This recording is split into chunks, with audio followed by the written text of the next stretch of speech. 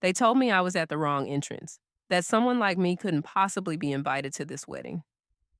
The security guard's hand was already on my arm when a voice cut through the crowd. Cold, sharp, and unmistakably powerful. Touch her again, and you'll never work in this city. Before we dive into this story, if you've ever been judged by how you look or told you don't belong somewhere, hit that subscribe button. This is about to get real, and you're going to want to hear every single word.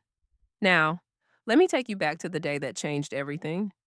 The invitation arrived on a Tuesday afternoon, heavy cream cardstock with gold embossed lettering that caught the light when I tilted it. Trevor James Mitchell and Lauren Christine Hayes request the honor of your presence. I ran my fingers over the elegant script, barely believing it was real. Trevor, my Trevor, from the old neighborhood, the same kid who used to share his one pencil with me in third grade because my mama couldn't afford school supplies that month. The same teenager who promised me he'd make it out, make something of himself. And he did. Built a tech company from nothing and sold it for more money than our entire block would see in 10 lifetimes. I hadn't seen him in almost 10 years. Life does that sometimes. Pulls people apart even when you never meant to lose touch. But here was this invitation, addressed to me in flowing calligraphy, inviting me to witness the biggest day of his life. I held that card against my chest and smiled so hard my cheeks hurt. He remembered me. After everything, after all his success and new life, he remembered. The next 2 weeks were a whirlwind of preparation. I didn't have the kind of money for a designer dress, but I found this beautiful emerald green gown at a consignment shop that fit like it was made for me. I got my hair done, my nails painted a soft gold. When I looked in the mirror the morning of the wedding, I barely recognized myself. I looked elegant. I looked like I belonged at a billionaire's wedding. Or at least, I thought I did. The venue was an hour outside the city, some historic estate with a name I couldn't pronounce. As I drove up the winding driveway, my heart started doing this nervous flutter in my chest. Massive oak trees lined the path, their branches creating a canopy overhead. The main house looked like something out of a movie, all white columns and sprawling verandas, gardens that probably cost more to maintain than I made in a year. Cars were parked along the circular drive, and I'm not talking about regular cars. Bentleys, Rolls Royces. A Ferrari that was so shiny I could see the clouds reflected in its paint. I pulled up in my 10-year-old Honda and immediately felt the weight of every judgmental eye. The valet, a young white guy in a crisp uniform, looked at my car like I'd just driven up in a garbage truck. He took my keys with 2 fingers, like my poverty might be contagious. I tried to shake it off, told myself I was being paranoid, told myself that I had every right to be here because Trevor wanted me here. I walked toward the main entrance where guests were flowing in, their laughter floating on the spring air. Women in diamonds that could pay off my student loans. Men in suits that cost more than my rent. And me, in my consignment store dress, clutching my invitation like a lifeline. I was maybe 20 feet from the door when he stepped in front of me. "Excuse me, miss." The security guard was built like a linebacker, arms crossed over his chest, expression flat and cold. His name tag read, Kyle. "Can I help you with something?" I smiled, polite as my mama raised me to be. "I'm here for the wedding.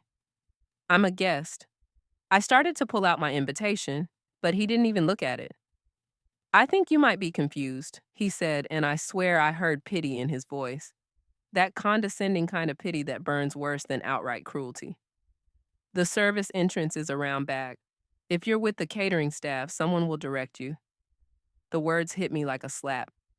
Around me, other guests continued walking past. White faces, expensive clothes, nobody stopping them, nobody questioning them. Just me, always just me. "I'm not catering staff," I said, my voice steady even though my hands were shaking. "I'm an invited guest. My name is Brianna Matthews, and I have an invitation right here." I held it out to him, that beautiful cream cardstock with the gold lettering. Kyle barely glanced at it. "Ma'am, I'm going to need you to step aside." "You're blocking the entrance?" "I'm not blocking anything. I'm trying to enter the wedding I was invited to." My voice was rising now, and I hated it. Hated that I was becoming the angry black woman, the one making a scene. But what was I supposed to do? Just walk away? Just accept being dismissed like I was nothing? That's when she appeared, Beverly, the wedding coordinator, all blonde highlights and pearl necklace, her smile sharp as a knife. Is there a problem here? This woman claims she's a guest, Kyle said, like I wasn't standing right there, like I was invisible. Beverly looked me up and down, and I saw it in her eyes. That calculation, that judgment, she'd already decided I didn't belong. Honey, she said, and the condescension dripped from that one word. I think there's been some misunderstanding. Perhaps you received the wrong information. This is a private event. I know it's a private event, I said, fighting to keep my composure. I was invited by Trevor, the groom. We've been friends since we were children. Something flickered across Beverly's face. Disbelief, maybe, or amusement. I see. Well, let me just check the guest list to be sure. She pulled out her tablet, made a big show of scrolling through it, her perfectly manicured nail tapping against the screen. I knew my name was there. I knew it. But I also knew what was about to happen. I'd seen this play before. She said after a long moment. I'm not seeing a Brianna Matthews on here. Are you sure you have the right wedding? I have the invitation right here. My voice cracked, and I hated myself for it. Hated the tears that were burning behind my eyes. Anyone can print an invitation, Beverly said smoothly. Kyle, please escort this woman to her car. I'm sure this was just an honest mistake. And that's when he touched me. Kyle put his hand on my arm, his grip firm, proprietary, like I was a piece of trash he was removing from the pristine grounds. Something broke inside me then. All those years of being followed in stores, of being asked for extra ID, of being told I don't look like I belong in the neighborhoods I can barely afford to live in, the schools I worked 3 jobs to attend, the spaces I've fought my whole life to occupy. All of it came flooding up, hot and furious and devastating. Get your hands off me, I said, but my voice was shaking. People were staring now. Other guests had stopped, were watching this spectacle, this black woman being removed from their pristine celebration. Ma'am, you need to leave now, or I'll call the police, Kyle said, and his hand tightened on my arm. I said, touch her again, and you'll never work in this city. The voice cut through everything. Cold, sharp, absolutely lethal. Kyle's hand dropped from my arm like I'd suddenly caught fire. Beverly's face went white, and I turned. Trevor stood there in his tuxedo, and I barely recognized him. This wasn't the boy from the old neighborhood. This was a man who'd built an empire, who commanded boardrooms, who could destroy careers with a word. His face was carved from stone, his eyes ice cold as they fixed on Kyle. Trevor, Beverly started, but he held up one hand, silencing her. I asked a question, Trevor said, his voice deadly quiet. What exactly is happening here? The transformation in Beverly and Kyle was instant. Beverly's whole demeanor shifted, became fawning, desperate. Mr. Mitchell, there's been a misunderstanding. This woman claimed to be a guest, but she's not on the list. Show me the list.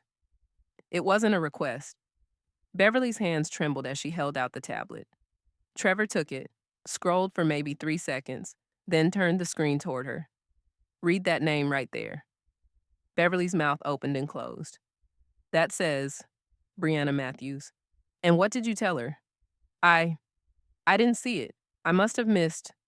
You didn't miss it, Trevor said, each word precise and cutting. You saw a black woman in a beautiful dress and decided she couldn't possibly belong at my wedding. You assumed she was staff. You had my security put his hands on one of my oldest and dearest friends. You humiliated her in front of my guests. He turned to Kyle. And you. You touched her. After she showed you her invitation, after she told you she was a guest, you put your hands on her. Kyle looked like he wanted to disappear into the ground. Sir, I was just what? Just doing your job? Your job is to check invitations, not to racially profile my guests. Trevor's voice carried now, and more people were gathering, a crowd forming around us. My face burned with embarrassment, but Trevor wasn't done. Both of you are fired, effective immediately. Beverly, contact your agency and have them send a replacement within the hour. Kyle, leave the premises now. Your final check will be mailed to you. Mr. Mitchell, please. Beverly was begging now, tears in her eyes. I've been planning this wedding for 8 months. You didn't mean to be racist? You didn't mean to assume a black woman couldn't possibly be invited to my wedding? You didn't mean to have her physically removed like she was trespassing? Trevor's voice was getting louder, and I'd never heard him like this. What you meant doesn't matter. What you did does. Now leave. The crowd was silent. Nobody moved. Beverly gathered her things with shaking hands and walked away, her heels clicking on the stone pathway. Kyle was already gone, practically running to his car. And then Trevor turned to me. His face softened immediately. "Bree," he said, and it was my Trevor again, my childhood friend. "I am so sorry." I couldn't speak. The tears I'd been holding back finally spilled over, running down my carefully made-up face. Trevor pulled me into a hug, right there in front of everyone, and I sobbed into his expensive tuxedo. "You okay?" he whispered. I nodded, even though I wasn't. Even though I felt shattered and exposed and humiliated. But his arms around me were safe, were home, were a reminder that somebody saw me. Really saw me. When I finally pulled back, wiping at my face, Trevor offered me his arm. "May I escort you inside? I have someone I'd like you to meet." We walked through those massive doors together, past all those staring faces, and I held my head high. Inside, the venue was even more breathtaking. Crystal chandeliers, white roses everywhere, soft music playing. And there, near the front, was the most beautiful bride I'd ever seen. Lauren turned when she saw us approaching, her smile warm and genuine. "This is Brianna," Trevor said. "My oldest friend, the girl who shared her lunch with me every single day in elementary school when my family was struggling. The one who believed in me before I even believed in myself." Lauren's eyes went soft. "He's told me so much about you. I'm so happy you're here." Then her expression changed, became concerned. "Trevor told me what happened at the entrance. I'm horrified. Absolutely horrified. Are you okay?" And just like that, I was crying again. But these were different tears. These were tears of being seen, being valued, being defended. The wedding was beautiful. During the reception, Trevor stood up to give a speech. He talked about love and partnership and building a life together. But then he did something I never expected. He told everyone what had happened at the entrance. Told them about Beverly and Kyle. Told them about the assumptions they'd made about me. "Brianna has been fighting against those assumptions her whole life," he said, his voice carrying through the silent room. "And I've had the privilege of not having to fight those same battles because of what I look like. But wealth doesn't make you better than anyone. Success doesn't mean you've earned the right to forget where you came from. Brianna's family fed me when we had nothing. She gave me hope when I had none. And today, at my own wedding, she was treated like she didn't belong." He paused, looked right at me. "But she belongs everywhere she chooses to be. And I'm honored she chose to be here." Then he announced it. A scholarship fund established in my name for kids from our old neighborhood. Kids who needed somebody to believe in them the way I'd believed in him. I couldn't stop crying. Lauren brought me tissues and held my hand. Other guests came up to apologize, to express their disgust at what had happened. Some shared their own stories of being judged, being dismissed, and slowly the pain of the earlier humiliation began to ease. Later, Trevor and I snuck away from the reception, found a quiet corner in the garden. We sat on a bench under the stars, and for a moment, we were just two kids from the old neighborhood again. "I failed you today," he said quietly. "I should have made sure my staff knew who you were. Should have done more to prevent." "You defended me," I interrupted, publicly, immediately. "You didn't make excuses or try to smooth things over quietly. You stood up and said this is wrong. Do you know how rare that is? How powerful?" He was quiet for a moment. "It shouldn't be rare. It should be normal. But it's not. And what you did today mattered, not just to me, but to everyone watching. You showed them that silence is complicity. That when you have power, you use it to protect people, not yourself." We sat there until someone came looking for him, reminding him he had a bride waiting. He hugged me one more time before he left. "Don't be a stranger, Bree. I mean it. You're family." Driving home that night, I thought about everything that had happened, the humiliation, the anger, but also the defense, the vindication, the reminder that my worth isn't determined by whether someone else recognizes it. I am valuable because I exist. I belong in any space I choose to occupy. And when people try to tell me otherwise, there will be moments, beautiful, powerful moments, when someone stands up and says no. Not on my watch.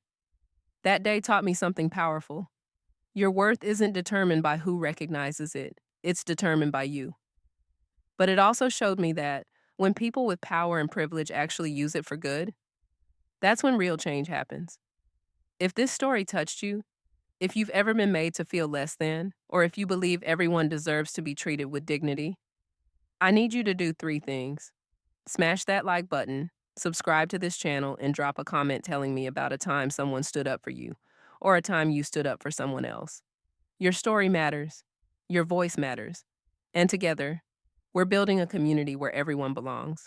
I'll see you in the next video, and remember, you are enough exactly as you are.